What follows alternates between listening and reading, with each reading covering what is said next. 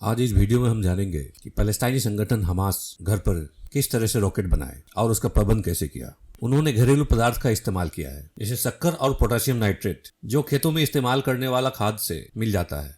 फिर उन्होंने शक्कर को गलाकर खाद के पाउडर के साथ मिलाकर एक विस्फोटक का मोल्ड बनाया। इस प्रोपेलेंट को फिर से एक गोल ट्यूब में डाला जाता है, जो आमतौर पर वाटर पाइप को काट कर बनाया गया है, और ये रॉकेट के शरीर के रूप में काम करता है। आप शायद ये सोच रहे होंगे कि इस मिश्रण में शक्कर का क्या काम है। शक्कर में एक पर्याप्त मात्रा का ऊर्जा होती है, लेकिन ये जब जलती है तो उसकी ऊर्जा धीरे धीरे फैलता है और खाद एक ऑक्सीडाइजिंग एजेंट के रूप में काम करता है। जब सही मात्राएं उपयोग की जाती है तो ये बहुत तेजी से जलती है, जिससे एक रॉकेट को प्रोपेल करने के लिए पर्याप्त ऊर्जा मिल सके, लेकिन इतनी भी तेजी से नहीं कि विस्फोट हो जाए।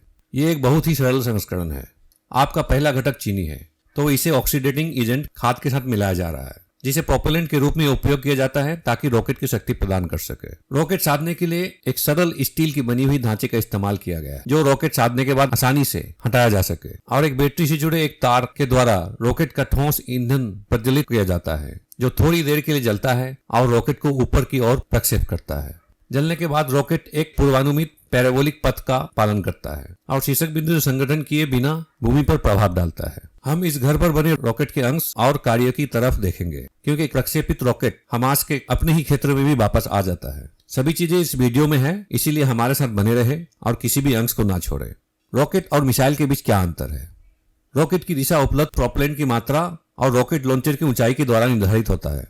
ये एक फायर और फॉरगेट के रूप में काम करता है, जो विभिन्न सिस्टम से फायर किए जाने वाले आर्टिलरी गोलियों की तरह हो। विपरीत रूप से एक मिसाइल एक मार्गदर्शक प्रणाली से सुसज्जित होती है, जो इसका प्रयाण और प्रभाव बिंदु को उसके उड़ान के दौरान समायोजित करने में अनुमति देती है।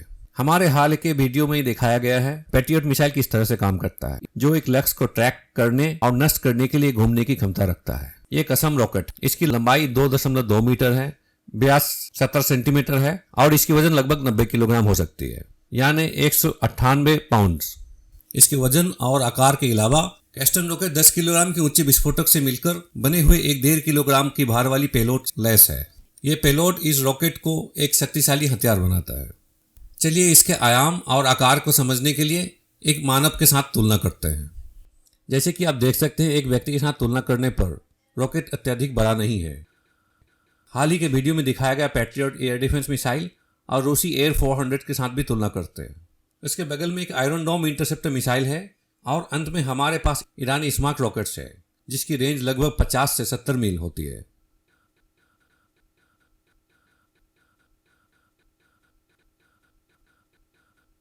रॉकेट के पीछे आपको अवशिष्ट गैस को बाहर निकलने के लिए नोजल के बिल्कुल ऊपर में ये पंख है, जिनका मुख्य उद्देश्य रॉकेट की स्थिरता बनाना है। रॉकेट की उड़ान के दौरान स्थिरता सुनिश्चित करने के लिए उनके मुख्य उद्देश्य पूर्वानुमानित पैराबोलिक पथ का पालन करता है। सेंट्रल सेक्शन की ओर आगे बढ़ते हैं तो यह प्रोपेलेंट चार्ज है। हम शार्पनेल या गोली बेयरिंग्स के घटक को पाते हैं, जो मूल रूप में शक्कर और पोटेशियम नाइट्रेट का मिश्रण है, जो रॉकेट का ईंधन स्रोत के रूप में कार्य करता है और साथ ही एक प्रमुख भूमिका निभाता है, जो रॉकेट के विनाशक क्षमताओं में महत्वपूर्ण भूमिका निभाता है। कसम रॉकेट का वारहेड के अंदर यूरिया नाइट्रेट और संग्रेटी टीएनटी का मिश्रण है, जिसे और ज्यादा शार्पनेल के साथ मजबूत किया गया है, जो विस्फोट करने के परिणाम स्वरूप अधिक प्रभाव के लिए होती है। अब हम फ्यूज पर केंद्रित होते हैं, जो रॉकेट के डिजाइन का एक महत्वपूर्ण हिस्सा है। ये एक सामान्य और प्रभावी उपकरण है, जिसमें एक खाली स्मॉल आर्म्स कार्टिज होता है। इस सामग्री को एक स्प्रिंग लोडेड नेल के द्वारा गति में डाला जाता है, जो रॉकेट के विस्फोटक पेलोड का प्रारंभ करने वाली यांत्रिकी बनाते हैं। चलिए कदम कदम पर देखते हैं ये रॉकेट काम कैसे करता है। स्टेप 1, रॉकेट्स को एक साधारण स्टील फ्रेम से प्रक्षेपित किया जाता है, जो तेजी से स्थापित और आसानी से हटाया जा सकता है। स्टेप 2, लॉन्चर को एक इच्छित लक्ष्य के साथ दृश्यिक रूप में संरेखित करना और दूरी की नियंत्रण करने के लिए लॉन्च का रॉकेट को प्रक्षेपित करना और टारगेट की सटीकता के लिए वाणिज्यिक ड्रोन से प्राप्त जानकारी का उपयोग करना, लेकिन इसका आधार नियुक्त लक्ष्य के संदर्भ में जाने वाली अनुमान पर होता है। स्टेप 3, एक बैटरी से जुड़े एक तार रॉकेट के आधार पर स्थापित होता है। तैयार होने पर शक्कर और पोटेशियम नाइट्रेट से बनी सॉलिड ईंधन को प्रज्वलित करता है, जो फर्टिलाइजर से प्राप्त किया जाने वाला एक मिश्रण है। स्टेप 4, रोचक बात यह है कि यह ईंधन केवल 1 से 5 सेकंड के लिए जलता है। रॉकेट को ऊपर की ओर एक कोण पर शक्ति प्रदान करता है और जब ईंधन का दहन बंद होता है तो रॉकेट गुरुत्वाकर्षण के प्रभाव से एक पैराबोलिक मार्ग का पालन करता है। ये अपने प्रक्षेपण स्थल से पूर्वानुमित भूमि पर प्रभाव डालेगा। स्टेप 5, जैसा पहले कहा गया है, ये एक खोखला मैगजीन ट्रिगर का उपयोग करता है। जब ये एक पैराबोलिक मार्ग का पालन करता है तो सिर की ओर गिरकर ट्रिगर फ्यूज को सक्रिय करता है। स्टेप 6, फ्यूज वॉरहेड को शुरुआत करता है, जिसमें यूरिया और टीएनटी का मिश्रण होता है, जो एक विस्फोटक है। लेकिन इसके फायदे और हानियां भी है। सबसे पहली बात कि ये बहुत ही कम लागत वाली रॉकेट्स है, जो लिमिटेड संसाधन वाली संघर्ष समूह के लिए आसानी से बनाया जा सकता है। जबकि इसकी हानियां सबसे खतरनाक है। समस्या यह है कि ये रॉकेट कभी कभी अपने मित्र सीमा पे ही वापस आ जाता है। इसका कारण है कि ये रॉकेट गाइडेड नहीं होता और उनका प्रक्षेप कोण जैसे कई कारकों से प्रभावित हो सकता है, जैसे कि हवा, जिसकी वजह से उनकी पूर्व निर्धारित लक्ष्य पर रॉकेट नहीं पहुंच सकता है। ये असटीकता अनजाने में नागरिक शरणार्थियों की भी हत्या और संपत्ति की हानि पहुंचाने का कारण बन सकती है।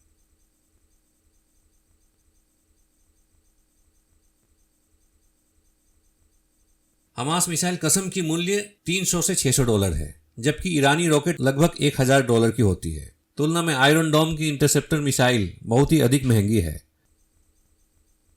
प्रत्येक का मूल्य लगभग $50,000 हो सकता है। इसके अलावा आयरन डोम प्रणाली में प्रत्येक बैटरी लगभग $150 मिलियन का है। इसके बावजूद भी आयरन डोम की सटीकता सिर्फ 90% ही है। चलिए देखते हैं कि आयरन डोम बायोरक्षा प्रणाली कसम रॉकेट्स को किस तरह से रोकता है। पहली बात, रडार प्रणाली संभावित खतरे को 100 किलोमीटर के अंदर आते ही पहचान सकता है और उसे ट्रैक करना शुरू करता है। इसके बाद डेटा को रडार की युद्ध प्रबंधन नियंत्रण प्रणाली तक पहुंचाया जाता है और वहां से यह लॉन्चर तक पहुंचाया जाता है। लॉन्चर फिर इंफॉर्मेशन को इंटरसेप्टर से प्रेरित करता है। इस प्रणाली का कार्य है कि खतरे को संभावित प्रभावित स्थलों की मूल्यांकन करना और फिर केवल उन रॉकेट्स को चुनकर सक्रिय करने जिनका एक सिविलियन एरिया में गिरने का डर है। इस तरह से आगामी खतरे को पुष्टि होने पर इंटरसेप्टर मिसाइल प्रक्षेपित करने की आवश्यकता होती है और वो आने वाली रॉकेट को निष्क्रिय करने में सक्षम होती है। इससे पहले कि ये प्रोजेक्टेड प्रभाव क्षेत्र तक पहुंचे, आयरन डोम सुरक्षा सेंसर का उपयोग करता है ताकि आने वाले रॉकेट्स का मॉनिटर कर सके और लक्ष्य तय कर सके। निर्धारित लक्ष्य प्राप्त करने पर मिसाइल अपने उन्नत सेंसर और लेजर प्रणाली को सक्रिय करता है, जो मिसाइल में लगे वॉरहेड को सक्रिय करता है, जो लक्ष्य को 8 या 10 मीटर दूरी से नष्ट कर देता है। हम वास्तविक 3D एनिमेशन का वीडियो बनाते हैं, जैसे कि इस अब्राहम्स टैंक को कैसे चलाया जाता है और रूसी 90 टैंक को कैसे फायर करना पड़ता है। और भी बहुत सारे वीडियो देखने के लिए हमारी चैनल को सब्सक्राइब करें। इससे हमें और भी बेहतरीन कंटेंट बनाने में हौसला मिलती है। धन्यवाद।